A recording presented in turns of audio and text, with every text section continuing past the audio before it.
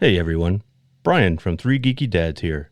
Before we begin tonight's episode, I just want everyone to know that we are now sponsored by Audible. As an IT professional for a school department, I find myself behind the wheel of my car traveling between schools almost all day long, and that's where Audible comes in. Right now, I'm enjoying listening to Douglas Adams' Hitchhiker's Guide to the Galaxy, read by Stephen Fry. It's so enjoyable to hear this hilarious audiobook read by a proper British comic actor. And that's just scratching the surface. Audible is the leading provider of spoken word content, with everything from bestsellers, celebrity memoirs, and news to podcasts. Yes, if you're into podcasts, and you're listening to us right now, so we can assume you do, Audible has got you covered.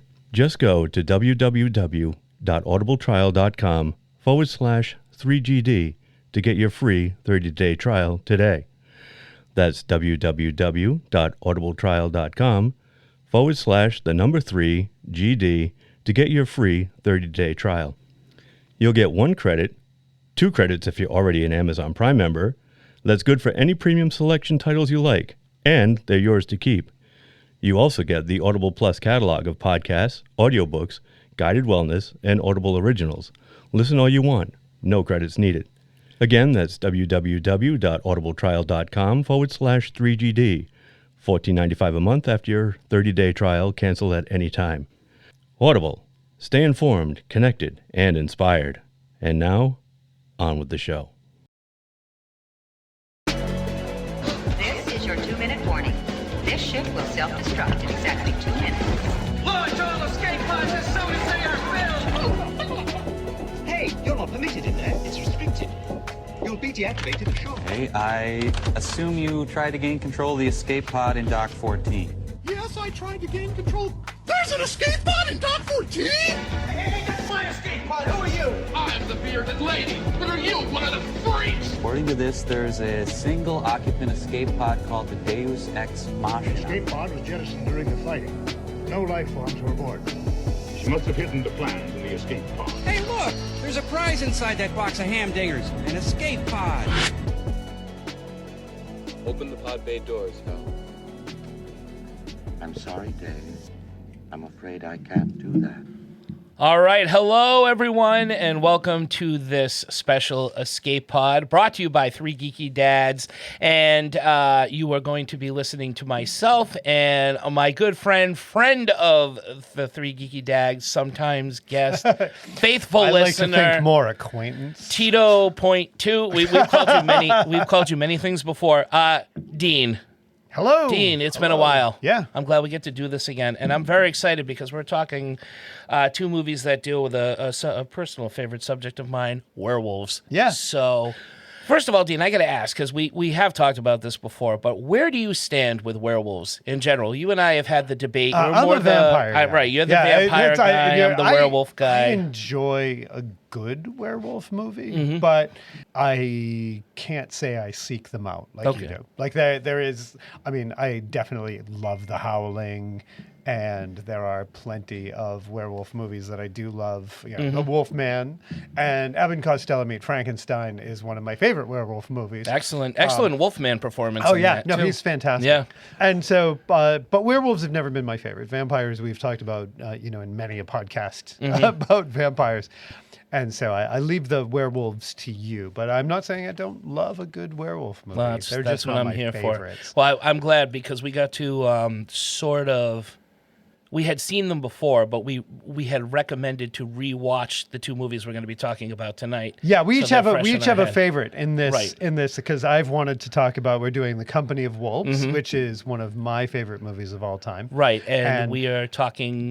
My pick is going to be Late Phases, Night of the Lone Wolf, which is not that newer anymore. It came out, I think, like 2012 or something like that. But it feels fresh. It's a more modern werewolf film that I actually really dug, which is interesting because there aren't that many good werewolf films to find these days. They most of them kind of border on just okay. But I found this one really interesting for many reasons, and we'll get to that. It's right. Looking at late phases and then like what's being suggested to me after I watched it, I believe on Peacock. It's funny because it's all these, just blatantly cheap werewolf. And I obviously I'm not against cheap horror movies. Oh no, but there's always so many straight to video that are garbage. Yeah, you get to sort through to find the sweet prizes. You can be cheap and you can be fun. You can be bad and you can be fun. A bad movie that's fun for people to watch is great. Right. I don't even consider those bad movies. Whereas there's movies that are just like, I can't make it through 10 minutes of this because I'm bored.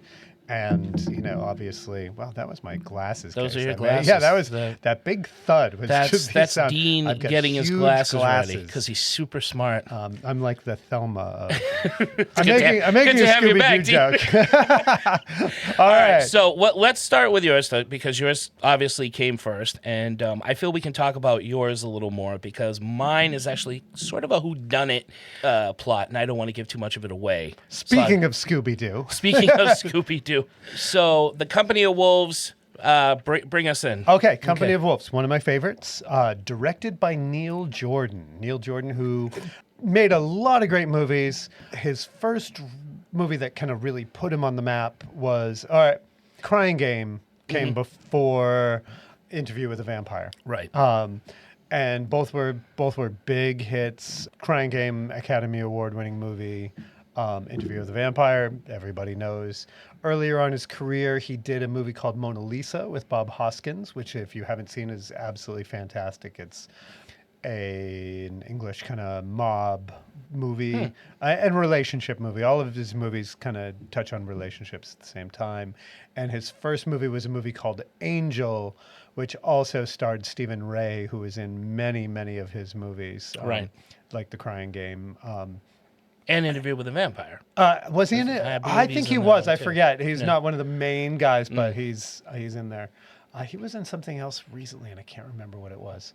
But his second movie is Company of Wolves, and it has a fantastic cast. David Warner is in it. I was very happy with that. Everybody loves David Warner. Huge fan. I assume that if you're watching this, you know who David Warner is, or listening to this. David Warner is known for his appearance in The Omen, for one. He is one of the villains on the cartoon Gumball. Side note, we started watching that, by the way. Oh, it is wonderful. Sarah and I didn't know what we were watching, but we're going to stick with it because there is an appeal. Brian would probably know this better than I, but he plays multiple characters on Star Trek. Oh, yes. He plays 3. You want to chime in on the 3 that he plays? Brian Ramsey of 3 Geeky Dads. He's also producing this show for us. He's going to step in. I don't have headphones. Let me grab them. Little Star Trek. Yeah, he plays he in Star Trek V, the one directed by Shatner. He plays the Terran ambassador on the Paradise Planet. In the next movie, number 6, The Undiscovered Country, he plays Chancellor Gorkon, and he also plays the Cardassian guy that tortures Picard in the famous. I see 3 lines. Yeah, 4 lines. I saw 3. I forget what the name of the episode, but it's very classic. So it's a 2-parter, and I believe it's called Chain of Reaction. You might be right. Yeah, and it is an awesome performance.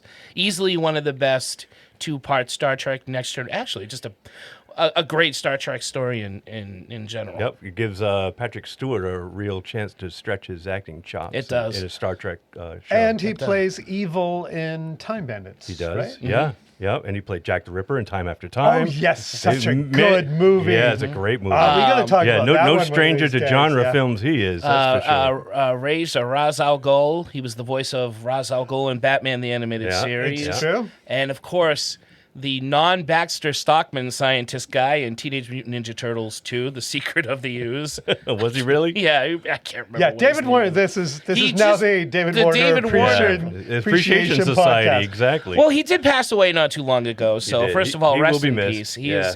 He's always been a favorite actor of mine. The whole reason I like Scream 2 is because he has a cameo in the movie as Sidney. Prescott. Nev Campbell's acting teacher in Scream 2. Oh, that's funny. And he's got this small part in it, but he all of a sudden just kind of elevates that movie to, oh, God, this whole movie needs to have him in. And fun fact about his performance in this movie, apparently he had been in an accident soon before the movie. I had read this, yes. He he wanted to sit through most of the movie, and every time that Neil Jordan needed him to move around and stay active, they kept like taking away all of the furniture, and he ended up sitting on the windowsill. Like there's a lot of good stories on the Scream Factory DVD. Which, you know, Scream Factory, if you're listening, this is about the 4th time that we've started a podcast with me touting listening to the commentary tracks. So feel free to send us free Scream Factory. Absolutely. DVDs. We would appreciate some and really, a lot of these podcasts are just my excuse for me to buy myself the Scream Factory DVDs of these movies. They're awesome. Yeah, so there's a commentary track with Neil Jordan on this, who it's a little frustrating, and we've always talked about the people who consider but elevated horror, you know, and use the term elevated horror is like needles on a chalkboard to both of us. And Neil Jordan keeps kind of saying, well, it's not really a horror movie because it doesn't have, like, because it's not bad and cheesy. And I kept getting kind of frustrated, like, no, it is a horror movie. And it shows how good horror movies can be, along with other great horror movies. Neil Jordan didn't invent the only good artistically sound horror movie. Right. He seems very adamant about not making horror movies. But and he did Byzantium too. Byzantium.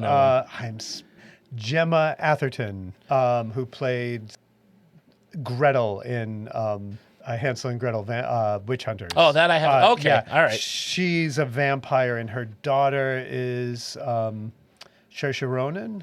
Did I pronounce that right? Yeah, I know that name, but I can't place it. Yeah, they're vampires. It is a very artsy vampire movie, but it is good. It has a great soundtrack. This movie is a retelling of Little Red Riding Hood. It's a very kind of lush, artistic, beautiful set. I'm gonna kind of skip around the story a little bit because it is a very dense movie. So talking through the narrative of the story might not be the best way to go about it. But the sets in this, it's a very fairy tale, completely crafted set. And it is designed by the late Anton Furst, who is best known for his work. And since college, I've been a giant Anton Furst fan.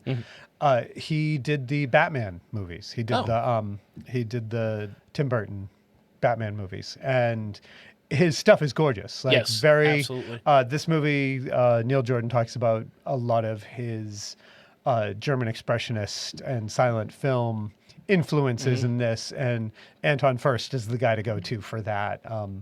Apparently, he also did some special effects work on Alien, which I did not know. I just looked him up right beforehand to see what else he did, because I know the stuff that he did. I know one of his last movies was Awakenings, but he killed himself, unfortunately. Oh, jeez. At kind of the height of his career, which is sad because he was one of those set designers that you got to know his name. So it's a beautiful, beautiful film. And so it is basically the story of, this is a hard one to talk about. It's stories within dreams, within stories, within dreams. Like, it is just as Neil Jordan describes it, as a puzzle box of stories, because you start off with a girl who is in her teenage years, young teen, at the cusp of womanhood and dealing with all the emotions that come along with that. And you don't even get to meet her awake. She's sleeping the whole time, kind of almost in its own fairy tale state. Yeah. You hear the complaints from her oldest sister about what a brat she is, and about her parents, about the attitude she has.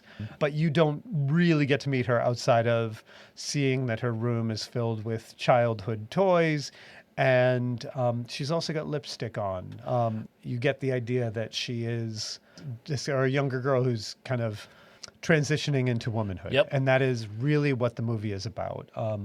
A good companion piece for this probably would have been Ginger Snaps, in the same werewolf as, discovering female sexuality. Right. And, it is awkward for us being two middle-aged men talking about, metaphors for a young woman discovering her womanhood, but it is a beautiful movie and expresses it in such a metaphorical, beautiful way, sometimes hitting you a little over the head, but not really. I don't know when I saw it as a kid or as a young adult whether I picked that up outside of knowing that there was a lot of like symbolism in it and it was very surreal. So this girl is dreaming, and suddenly we cut to fairy tale English village. Yeah, with beautiful sets and beautiful. Oh, it amazing is sets. just it is one of like the most finely, beautifully crafted. And when you hear them talk about the restrictions on budget that they had on it, like, and that it's the same few trees moved around, they did so much with so little if they did. And her sister is in the village. Now we're in a completely different story, and her sister is killed by a wolf. And so the town is off hunting the wolf, and the girl goes and visits her grandmother. So Little Red Riding Hood. And then the grandmother, who is played by the great Angela Lansbury, awesome, who is just an amazing, never trust a man whose eyebrows meet in the middle. Right. Never eat a windfall apple and never trust a man whose eyebrows meet in the middle. She's just full of life lessons. Oh, she is wonderful in it. And she looks, in the end, you get a little further. She looks like an antique doll of a grandmother, like Mother Goose doll. And so she starts telling stories to Rosaline, the girl. So one of the first stories is the story of a groom who marries a young woman and then disappears on their wedding night before he can consummate the wedding. Right. And he just goes off. He hears the wolves and he has to run off. And, you can kind of figure out what type of movie this is, what's happening. And then he disappears. And so she finds a new husband. Did you notice who played the new husband? Do you watch Downton Abbey? I don't at all. The head butler on Downton Abbey. His name is Jim Carter is the actor, and he plays the head butler. And I was like, I know that face, and I had to look it up. And like, oh my God, it's so weird seeing him young. And so she marries a new guy, and soon enough, I believe this is Stephen Ray is the husband that comes back and absolutely goes nuts because he sees that his wife now has a new husband and a baby, and he starts screaming at 3 kids, right? Three, I think it's it's it 3 it's 2 or 3. Two or three. And they're crying. Like the scene is so wonderfully done because they're crying. Yeah. And the husband's out at the moment, and he confronts her, and he's pretty abusive, and he then turns into a werewolf. And you can talk about the werewolf transition scene. What did you think of it? I don't think it's the greatest I've ever seen, but I've seen a lot worse. From a movie buff standpoint, I really liked it. I just like how cheesy they look. If there is an element of cheese in the movies, I find some of the effects to be kind of goofy looking. As the director kind of described, he said it was a little mechanical looking back on it was now. Yes. But at the time, I remember just thinking it was the coolest thing in the world because it's not as elegant as an American Werewolf in London. Definitely not as smooth, but kind of almost as unique. Like it is in that, because in this one, well, it's the he pulls off his skin. I think it's the first werewolf movie where the person I think pulls the skin off. Yeah, because I know the other. This is 85. The Howling and American Werewolf in London. I don't know if The Howling 2, Your Sister is a Werewolf, did it or not, but it had to be one of the first movies of the idea of pulling the skin off. The face with the tendon, a skinless face that then the human face pushes out to become the long-snouted wolf face. Which, again, it does look mechanical, but it's a really cool-looking thing that I keep thinking, like, if that was done now, it still could be done practical and look gorgeous. They just need more blood and more lit better to make the effect work a little more, because it is mechanical. Like the whole scene is kind of out of place in terms of everything else is done with this great atmosphere, beautiful lighting, And I think once they show the werewolf transformations, even in the best movies, even movies I like, are often hard to pull off. And there are werewolf films that I love, but the transformations aren't that great. Like the movie I'm going to get into tonight, for example. It's a tough thing to do. So I usually give it a pass. There's only been really one werewolf transformation where I've said, no, sorry, this you should have done better. And that was Eric Red's Bad Moon, which has a tremendous werewolf in it, but it had the lousiest CGI transformation I had ever seen. I will take this rough and mechanical looking transformation over a CGI. Oh, absolutely. In fact, it was so bad, the director of Bad Moon recut the whole movie, so they showed only certain clips of the transformation where they did have an actual practical effect on it, and it looks better. But that's the only time I've ever been like, okay, no, you have failed. That's how bad it is. Usually, though, I can, that's a tough thing to pull off, and I can get past it. So another story in it, we'll kind of jump around these stories, so I won't bother going in order because I want to talk about the transformation. There's another story about a woman who is impregnated by a lord of an estate.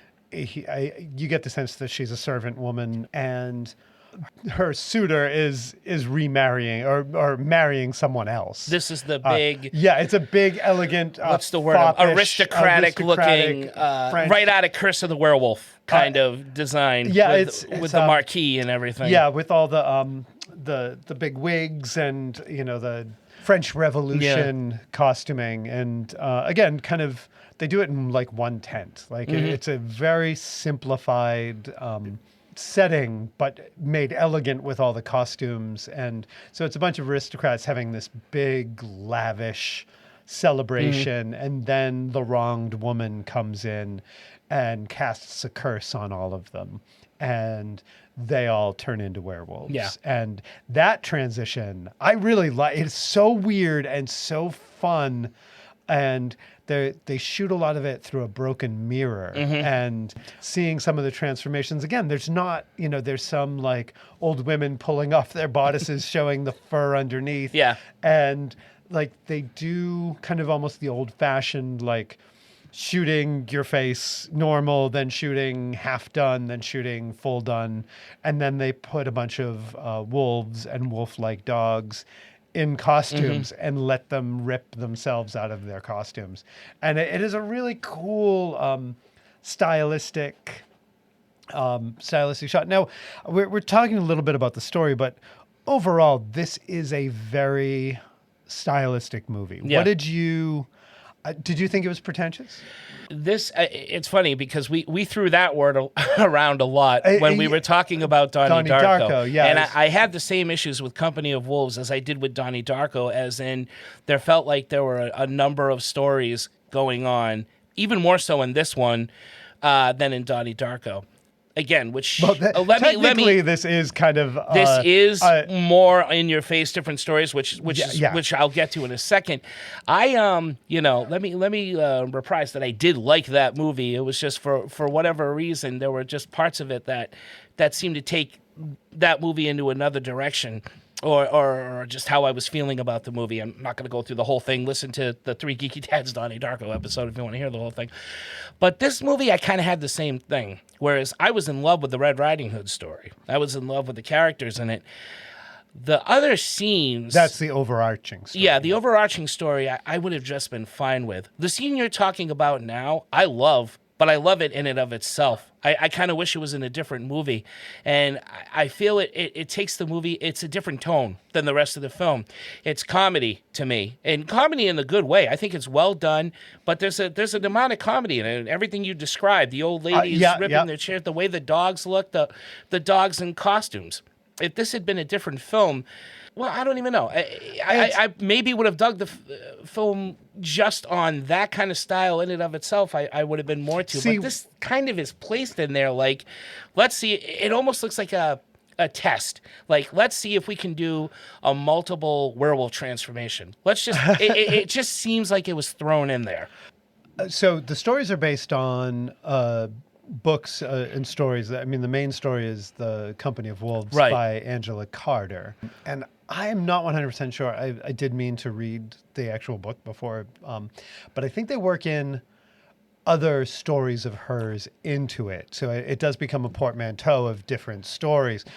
I think what I like about this segment, and we'll talk about the devil segment in a second, which is also like takes you way out of it. Which is it does, but again, that's but a it's great all, scene. And when that first, we'll jump into the devil segment. Yeah. All right. So in another one of the stories, this is one that's actually being told by Rosaline herself, is telling a story, and the devil drives up in a Cadillac, in a like 1920s beautiful Cadillac. Now he's driving up in, this medieval village, fairy tale, nondescript time a long time ago. Yeah, it's like Rockefeller riding through, Narnia or something like that. Yeah, it is. And it's very, and Jen said to me, she's like, wait, well, why is there a car here? Like, why did she just could not handle that there was a car driving up. And to be honest, in all the times that I watched it, it never dawned on me that car wasn't supposed to be there. Right. Like, because all of these things build the idea that it's a dream. We see this girl dreaming original. So there is logic in a dream that doesn't necessarily apply to storybook or fairy tale, like that it is. We can switch around, which is kind of like why we can do French Revolution and a slightly different tone in the middle of the movie. Yeah. Now, going to the devil is played by General Zod. Ah, new!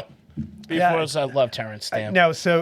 Terrence Stamp plays the devil, and basically doesn't have any. Does he say anything? He says one line, and I can't even remember what it was. And he's uncredited in the movie, and he apparently did it for a new suit. I believe he got to keep the suit. That's amazing. It was a deal for a suit.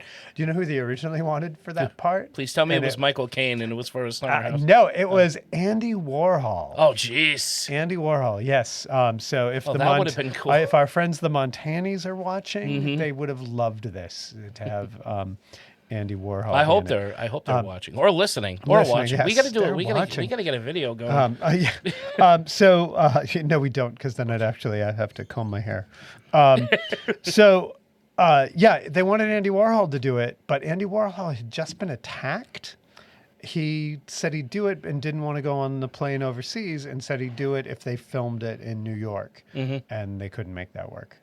So Andy Warhol did not play the devil in this. Instead, you get Terrence Stamp, which I find Terrence Stamp a much better devil. I find him more menacing than, I think it would have been cheesy to have Andy Warhol in it, because Andy Warhol is Andy Warhol. Right. It would have been more of a cameo and less of a performance. And Andy even though there Warhol, much of it. Like, you've got the 1920s catalog. Andy Warhol, you are like 60s and 70s. Like, that is stamped right on there, which when you're making a movie in the early 80s, when this movie was made, that might not seem as dated a reference, but it does. Like, that is, Andy Warhol exists in that time period, But the devil sells a boy a potion because the boy wants to be more masculine, and it puts hair on his chest. And that is another excuse for why we have the werewolves in the story, is, because all of these kind of hint at different ways that these werewolves could be werewolves. Yeah. Never saying like this is the right one. So that's another one of the stories that's in it. All the werewolf stories, all the myths. I mean, you had talked about it earlier with this in Ginger Snaps. The werewolf is a metaphor for girls becoming women. Or transitioning to womanhood, so to speak. And for men, John Sayles had said this in a documentary. It's for everybody, but especially for young boys, it's the id, it's puberty, it's your monster side coming out. The werewolf is the ultimate psychological monster. Which there is in this movie. You have a little boy who also doesn't realize how horny and aggressive he is. Oh, I hated that guy. Oh, the kid is the kid doesn't even have a name. It's in the credits. He's like homunculus. It is like aggressive boy. Like, it is. He's got like suitor boy. He has no boy that he wants. He's consistently begging her to go on a walk. He sounds like a middle-aged woman. Yeah, Rosaline. Oh God. And I forget, his dad is played by someone. You know who it is? It's Brian Glover Glover. An American Werewolf in London. Oh, okay. Yeah, He's that the is guy who it who is. tells the joke. Yep. So, you can bash the movie, Neil, but you're taking supporting characters. Yeah, I don't think he does. He doesn't bash any of the other horror movies. He just doesn't consider this, or a lot of the stuff he refers to as it not being like a horror movie, which I, as someone who never apologizes according to for. Joe Dante, and I'm president of his fan club. Neil Jordan says it's not a piece of shit like The Howling. And that you're attacking. First of all, you're attacking my favorite werewolf film, and second, you're attacking one of my favorite directors. So having to go into this movie with an open mind, that was really difficult. But I put all that aside, and we only got a couple of minutes left to talk about this one. So let me just say very quickly, I put all that aside. I enjoyed the movie, but there was stuff in this movie, sir. You're not above anybody. I'm gonna be honest. It is. Okay? Let us also accept that this is his second movie, and it is kind of. And I'm not being a Neil Jordan apologist on this. You can. It's your right. For the fact that someone would go so big, to do like a lower budget movie, and to do something kind of. Almost rivaling Legend, in really, it's not quite there, but it is very... we have talked about Legend being a beautiful looking movie, but all over the place with plot at time, and I think this movie is kind of that. The arch of the story, that's all I needed. What's her name? Rosaline. Rosaline and the huntsman, the actor who plays Mika, Mika? Yeah, I believe. The huntsman is fantastic, and their scene together. What's funny is he's a dancer. Oh, really? Yeah, and they got him because he could move, and he moves beautifully. He does. He's incredible. But he's a great actor. These two, I really think, are the payoff to this film, because their scene is remarkable. Oh, yeah. So in the end, we have... I'm going to go back to one scene to cut to before we go to the end, and to kind of talk about the metaphor end of it. And it's funny because Neil Jordan is like, this scene has no meaning to it. Like, we just found something cool to do. Mm-hmm. But he may not have intended to have meaning. So the girl's off on her walk with the annoying boy. Mm-hmm. She strays from the path, which as anybody who has read anything, if you get to the Uses of Enchantment by Bruno Bettelheim, who talks a lot about the metaphors in the telling of the Grimm's fairy tales and pre-telling of before Grimm came along in the way that. Well, that's cool. It's an amazing book, and it talks about the red cape symbolizing menstruation, and the idea that these stories are not just stories; they're made to keep your daughter in line. Mm-hmm. It is the idea, and kind of the grandmother is doing that in this story. Angela Lansbury's character is trying to frighten morality into her granddaughter. Right. And it doesn't work at all. It almost does the opposite. And so the idea of straying from the path, if you follow... the path that you're supposed to stay on is a path of purity. It's the path of the righteous. Yeah. And if you stray from the path, you might discover men and sexuality sin and all. Sin. Yeah. And so these are not stories told without a reason to be told. So she runs off of the path when she's going out with her boy for the first thing. He tries to kiss her, I think, and she ends up climbing a gigantic tree. Mm-hmm. And at the top of the tree, there is a nest. It is a stork's nest. And in the stork's nest, there is an egg. She opens the egg, and inside the egg is a little statue of a baby. Mm-hmm. I can't fit that much metaphor in my mouth. It is... to say, oh, we just did that. No. Each one of not only is it metaphor, it's incredibly simple metaphor, but it works and it's effective. A giant tree, a stork. It's not just any bird, it's a stork. You can't tell me that this is not a metaphor for something. I feel like if David Lynch did a fairy tale, it would be very similar to this movie. Yeah, it is. It is a wonderful scene, and it is the type of thing I like in a movie. And this is why I ask you if you find it pretentious, because my level of honestly, that's not a word I like to throw around. Yeah, it is. I've seen many, again, I brought up David Lynch. I'm a huge David Lynch fan. I'm a huge David Cronenberg fan. I love surrealism in film. I love abstract moments. It's just, in some films, I just, need it less than I do in other films. And something like a Red Riding Hood werewolf film, because Rosalind, I keep calling her Rosalind and the Huntsman and Angela Lansbury, and they're so captivating. I just want to see them all the time in this lavish Red Riding Hood story. Now, I understand you said, well, this is her dream. These are dream sequences. Perfectly acceptable. Absolutely. In fact, talking about this kind of brings it together more. But just the moviegoer in me just wants to see this really great adaptation of Red Riding Hood, which has always been one of my favorite stories. As a fan of English portmanteau horror, I like this type of multi-story omnibus kind of movie. Yeah. And when you look at it like that, and not as like just one whole story, but as an omnibus movie that you're going to get a bunch of different stories, I love it in that sense. Yeah.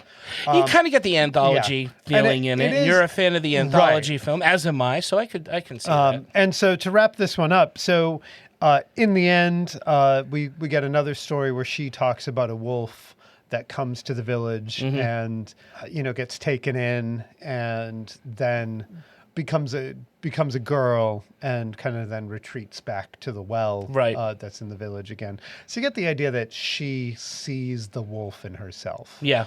And in the end, the wolf does come and eat Grandma, and they do the whole "my, what big eyes you have," and very sultry. It's great how they do it. It is. I won't say it's not without discomfort, because she is young, and she is actually younger in age than she looks. And she's supposed to be playing very young. And so the interaction between her and this older man as the wolf is especially creepy in that sense. And it is, but because his eyes are glowing and they're wolf-like, that is still realism, that cringy realism, and that in any other film would make me cringe. It's removed from me because it's the fantasy is metaphor, element and it is enough. Yeah, it is. He is a wolf, not a person, and the idea is that she has the same human sensual feelings, or is discovering that she will have those feelings. She is going to become an adult. I want to be careful in what I say. And it is that kind of discovering of her womanhood. And then in the end, the two wolves run off together, and the parents are left and knowing that they've lost their daughter. Right. And bottom line, it's just the horrors of growing up. That's it is. What it really is. Yeah. And I love it. It's done really well. Of course, there are effects and stuff that I would 40 years later now, I believe. 42 years later. I think this was like 82. I'll have to double check that, but it's a long time ago for this one. But really good. I enjoy it a lot. I'm glad you didn't hate it. I didn't. I did like it. This cover, when I was a kid, and my parents would take us to the video store where we would rent Back to the Future for the upteenth time. I'd always go to the horror section and look at all the great video covers and I was just intrigued because I was too young to see them, but the covers were so tantalizing and awesome. And this was one of the covers. One of my favorite covers. I really do like that effect too. It's the wolf and you is see emerging. it in the movie. You see the snout coming out of the guy's mouth, and I thought that was good. Really cool. All right. Let's talk about it. We're gonna wrap up this segment, and then we'll take a quick break and come back for our second film. All right. We'll see you then.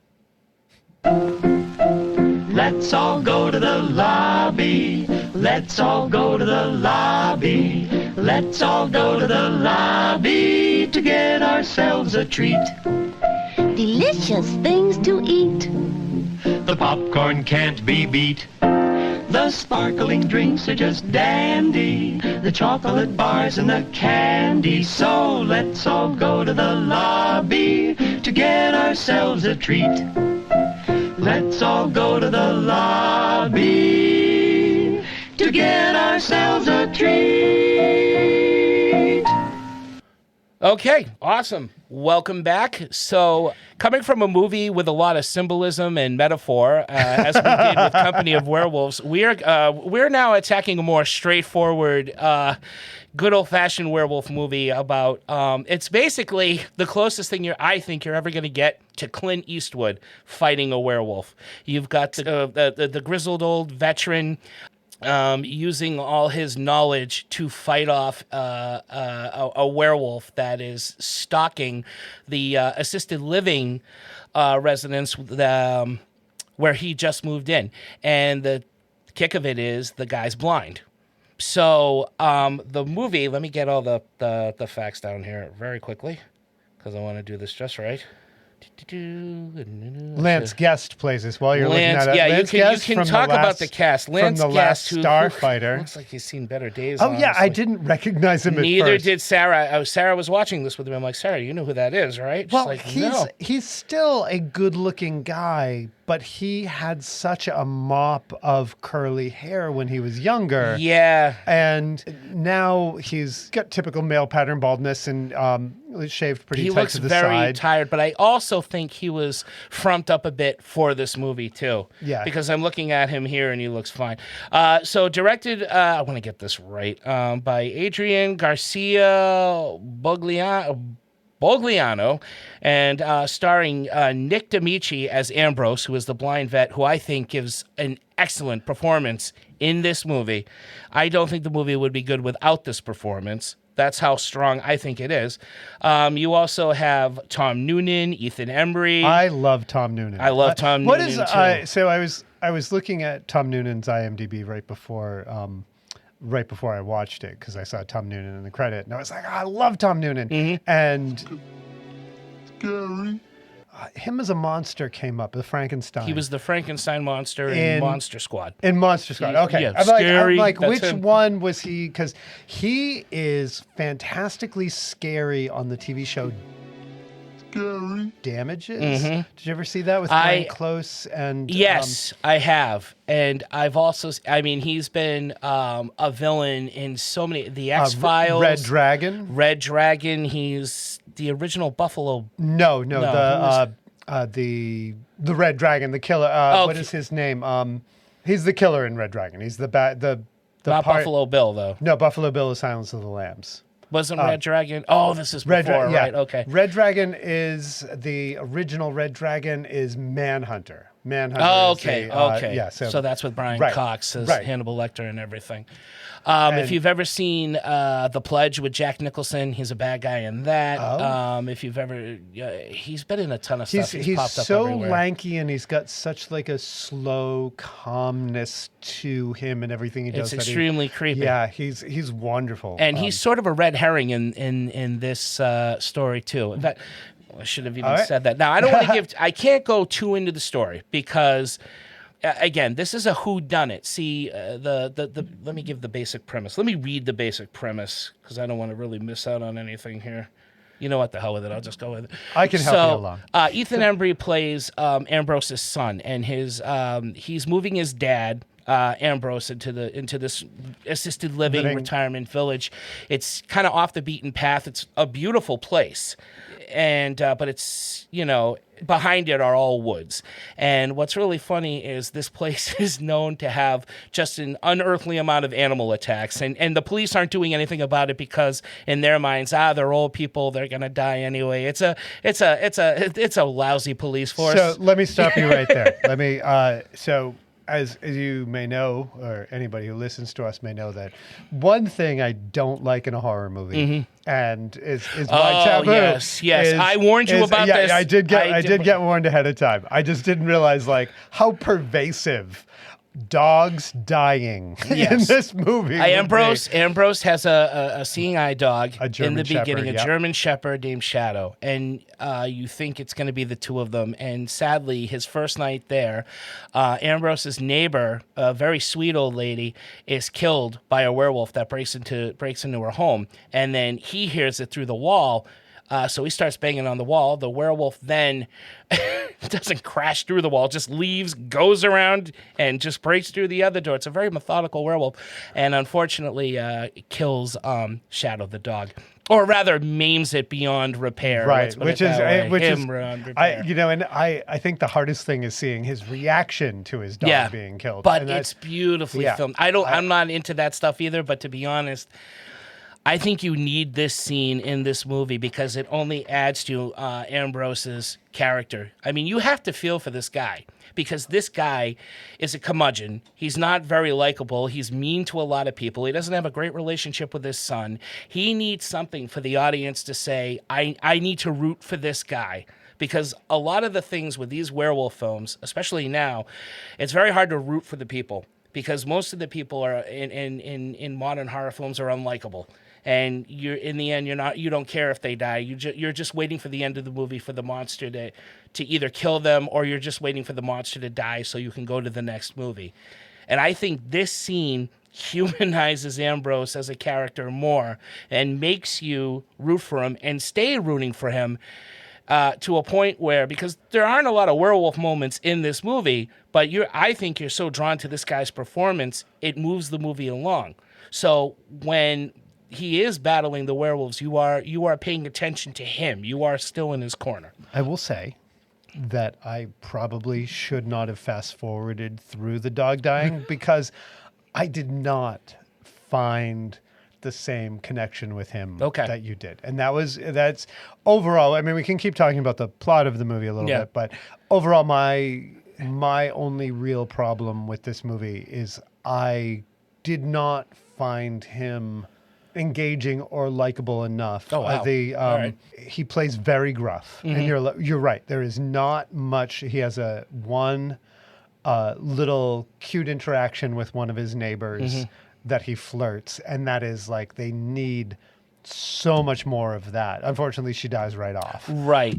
And you get mainly him being the tough guy. Yeah. And it is like I kind of written as shorthand for the tough guy. And the unfortunate part in the way they play his blindness, and I can't suggest any other way to do it, but since he is kind of just staring off and acting tough most of the time, it's much harder to find something to relate to him, which I think takes a little bit of real clever direction to find a way to get more into. But we have two incredibly different perceptions of that same thing. Whereas you loved his toughness. It turned me off because I didn't have that character too. But see, that works too because you have different reactions to the character as opposed to it just being, oh, it's a guy in a werewolf movie. And we are going to try and stay completely, outside of telling you there's a few deaths in the beginning. Not revealing the end. He is living in this assisted living facility with Ginger from Gilligan's Island, Tina Louise, and a couple of other women who are nice on the surface, but they're jerks. They're Karens. They're old Karens in this home, and they're not very they're fake. And he can sense that as soon as they walk in. Right, and you kind of wish there was that they hadn't killed off the one person that was decent. And she has a daughter that she was having issues with over the phone. And so there was kind of more story that I wish they had left going through the whole thing instead of him being confrontational. So Tom Noonan plays a priest that he does connect with. In very dramatic prose. It is very speechy in that in his relationship with him in kind of low budget horror movie. Right. Well, again, everybody's a suspect, so they got to set up a lot of these characters to look like they could easily be the killer. So they all have to kind of come off with a vibe. Right. With the exception of the neighbor who gets killed in the beginning. But again, I think it's important that she does die in the beginning because this is a fast movie. This is not a long watch. No, there is not. And it's a great pace, and they're just telling the story quickly. And maybe for the reasons you didn't, take to Ambrose's, if we have too much of it, maybe for some it's already too much, but for others, if we keep dragging this story out, maybe you are going to start resenting Ambrose's gruffness more. You know? Right. I think that there probably could have been, in the interactions that he had, it was kind of a lot of the same. Yeah. Like over and over again, instead of having a couple more of those, take away some of the, I'm not like you. Because then you'd have because he ends up kind of building a fortress around his apartment. Well, he knows what's coming. Yeah, right away. He feels for the wall. He finds the claw in the wall, which means somebody attacked someone, the previous owner or whatever. And I don't know. There is something in it. I kind of the same way you feel about Company of Wolves. I enjoyed it. I just found him really tough. Mm-hmm. In general, as a film goer, I don't like tough characters. Okay. So that makes sense. I like a flawed, weaker character, especially in a horror movie. Mm-hmm. And we've talked about it before. The version of I Am Legend that was supposed to have Arnold Schwarzenegger. Right. I don't want a strong hero. I want a weak hero who has to work towards strength. Mm-hmm. So, and again, I don't mean to rewrite this movie to say I wouldn't like it with that, but it was harder for me to relate to. Sure, and normally I would agree with you, but again, this to me is, like I said, the closest thing you're going to get to a Charles Bronson, Clint Eastwood kind of monster movie. And I'm a big fan of those films. I love the Death Wish movies, the Dirty Harry movies, all that stuff.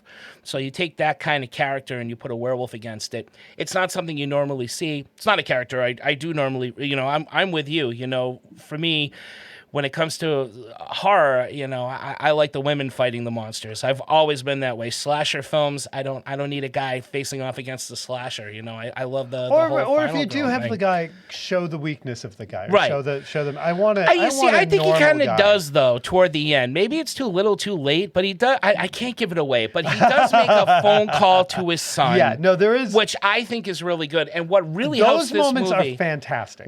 So for you needed more of those kind of moments, or even just I'd say more of the flirty moment in the beginning that showed him as just slightly likable and not just I hate everyone here. Right. Yeah, they did have that moment. Maybe another night before where they're sitting and having coffee together. Right. Or build up, let you get to know some of these characters because the women are awful. They are. And he's kind of awful to them. So you kind of don't get to dislike them as much as you should because he's a grumpy old blind man with a gun. Mm-hmm.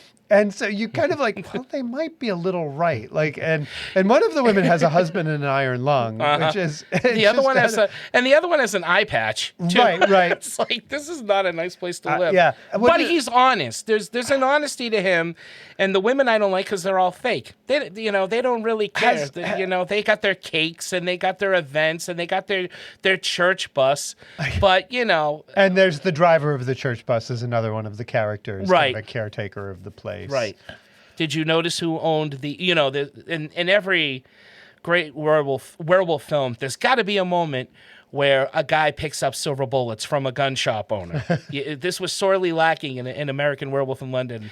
That's one of the reasons why that movie is a peg down from The Howling. That's a story for another time. But did you recognize who the the owner of the gun store was? No. Bobby from Twin Peaks, Dana Ashbrook. No. Yes. I totally did not recognize him. That's him. Oh, that's funny. Uh-huh. Yep. And he still sounds like Bobby. His voice still sounds young, even though he looks a lot older. It's very strange. Oh, I'll have to go back and check that. So he's buying the silver bullets. He knows right away what he is facing. As soon as he found out the attack. That I really like. I do like that. That's why I kind of almost wish there was some more interaction with him and other people like that. Yeah. Even a little more with the son being like, what the hell are you doing? Mm-hmm. Like that. Instead of the son has a wife that is kind of dragging him away. But she's not totally without more. She's doing it gently. Right. She understands. She's not shrewish. Right. I don't know. And if I moved my dad into an assisted living facility and he was suddenly buying a whole bunch of bullets, I would also question that. Like I did enjoy it. And what about the effects? Like how? So I don't like the effects. I'm not a big fan of the creature design. When the big werewolf reveal, they're different. They look like a first draft. They look like they could have been improved on just a little bit. They needed some tweaking, so to speak. Now that's Kurt's. Well, Kurtzman oversaw it. He oversaw the effects team for it. When you see the werewolves very quickly, you know they're my favorite kind of werewolves. You know they're bipeds. They're smart. They break into homes. They're not just sitting there hanging out in the path, because that never frightened me. An American Werewolf in London does not frighten me, because all I got to do is stay in my home with a pentangle or a pentacle and play darts and drink beer, and I'm fine. And I can take it out with a shotgun if I have a problem. But werewolves, like in The Howling and in this film and in Silver Bullet, they'll come for you. They will come into your home. If they will recognize you as a human, they will remember you when they turn into werewolves, and they will come looking for you. They will hunt you. And to me, that's very scary. And even though it happened too early, the nice old lady's death in the beginning is very well filmed. And it's scary. It is a scary scene, because you don't see the werewolf too much. You see just enough to scare you. It's creeping around the window. It's circling the house while she's on the phone with her daughter. I think that's a great Yeah, I do think the scene. less you see of these, the masks, I think, they're not my favorite design, but they're well done. Yeah. They're a little too cute. Like they have very little pointy faces. Yeah, they're adorable looking. Right in the face. Everywhere else is menacing. They definitely didn't spend as much on the outfits, because there is a scene where is he out in the car in a bus and they show the werewolf from it. It is like, oh, he's wearing his jammies. Like it is a very man in monkey suit. Outfit. Like it just is like a solid fur suit that does not fit the actor very well in that shot. But in some close-ups and the other characters, they do a little better. Yes. And also, I will take it over a CGI werewolf any day. I will take it over I will take it over them just turning into regular wolves, which actually did not bother me in The Company of Wolves like it does in many films. You know, because they do so many different variations. Like with each, what they do with the wolves in Company of, I forgot to mention this in that, but what they do with the wolves in that movie is awesome. And they use, so they had 4 wolves. Not to jump back to Company of Wolves, they had 4 wolves. It's our show. We can do. And as they were being shipped to Shepperton Studios, I believe is where they filmed it, one of the wolves ate the other wolf. Oh Jesus! And so the owner of the wolf that ate the other wolf didn't want the wolf involved anymore. So then they were down to 2 wolves. So they supplemented. So they had 2 actual wolves. They are not non-scary creatures. No. They are intimidating, and they were saying that they didn't have any issues on set, but in one of the press junkets, like one of the bigger TV shows that they were doing, they had the lead actress and a wolf together, and the wolf made a lunge at her to attack her. Yeah. So yeah, the wolves themselves were very intimidating, and the use of shining the light in their eyes made all the difference. Oh, made all the so difference. scary just seeing those real. And again, no CGI. They didn't digitally make their eyes or even animate their eyes glowing. They made them glow. They looked on their phenomenal. own, and they really looked great. Now, and normally I don't like that. I'm more of the see the man. I'm more of the wolf man type. 2 legs. Had both. And it did have that kind of you are a wolf man and you are also a wolf. That is which what was it, the Jack Nicholson one that had him as just a wolf? Well, it had him as both, but the way they do the transformation is not a back and forth thing. That's like a Cronenberg werewolf change. You know, once you change, you don't go back into a human. You just become a wolf. But for a while, you are a wolf man. And that's when they look their coolest. Right. Once they become big wolves, I'm like, they're cool looking and all, but it's not as fun. Jack Nicholson looks like Wolverine. I was like, he would have been a great Logan at one point. Yeah. So this did this have? This didn't have much of a werewolf transformation in it. No, it had a small one.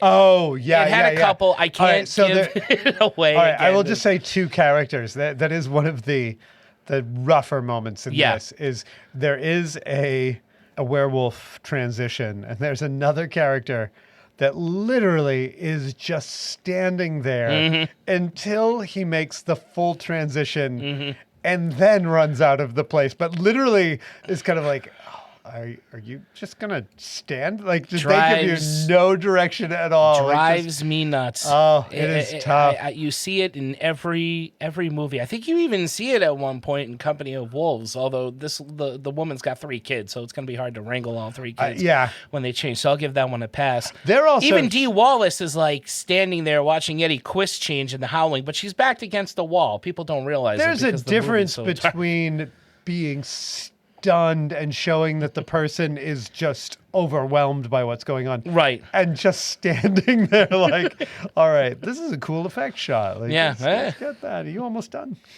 It is. A lot of the werewolf transformations in the company, a couple of them in even Company of Wolves, it looks like they just ran a demo reel at one point because it's just a little off kilter from everything else. And I think both of these movies have that moment. I think a lot of werewolf movies He have made that the moment. comment, if you were to make this now, like outside of using, and we're talking about Company of Wolves again, if without using computer generated stuff, he would have cut down those shots. Yeah. Because as he put it, and kind of still goes today, even with computer generated stuff, you spend so much on something, you want everybody to see every penny that you spent. Right. When really the best thing is to hint at it and hide it and, just give people little tastes and let the imagination fill in the blanks. And that's kind of the problem with Company of Wolves and some of the effect shots in Company of Wolves, because they were new, they were incredible for their time. Yeah. So they lingered on them. I think all 80s werewolf movies have that. Right. And they're like, check this out, Fangoria fans. Like, and it doesn't play, 30 years later.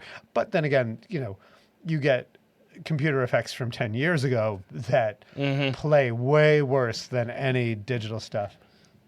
Yeah, no, I agree. It's give me the long, drawn out practical stuff, because you can still watch and go back and remember seeing it as a kid.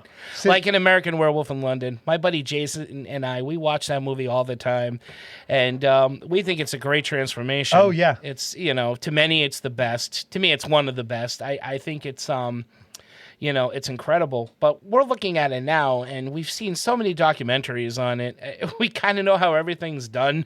So we just sit there looking at it, and now we're just thinking about how it's done and what we would have done better, or what we would have done different, or we can now spot what they did wrong. And I think that's the downfall. It is, but it is, I will never not look at it with the eyes that I looked at it back then. Like that, and I will never knock effects of old. Like I hate the cynical crowds that kind of laugh at old effects. Oh no, I have a 100% appreciation of what they were at the time, and I apologize if I'm sounding pretentious at all on this.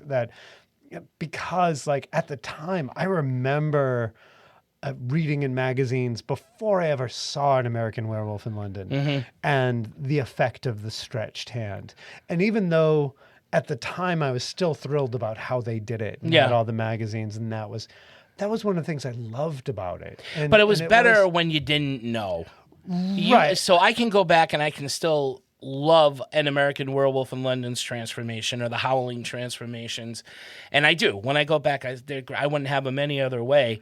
But it'll never be as good as when you see it the first time. I agree. I think a lot of the effects that I saw as a kid, I already knew ahead of time, and that's why I went to go see the movie. Fangoria. Because it was... Although with The Thing, I don't have that problem. Oh, yeah. No, I absolutely I still don't know how the hell they did it, and I know everything. I think of effects as kind of like magic tricks, and because essentially that's they are exactly what they are. And you know it's a trick. Yeah. And the girl's not really being sawn in half. Right. And the fun is in your head trying to figure out how it's done sometimes. And Yeah, I think true. that's where the fun It is is a kind of magic taken trick. out of the computer-generated stuff. And it's an art form. Because it is, like, you no longer say, all right, well, how many ones and zeros took to make that? Like that.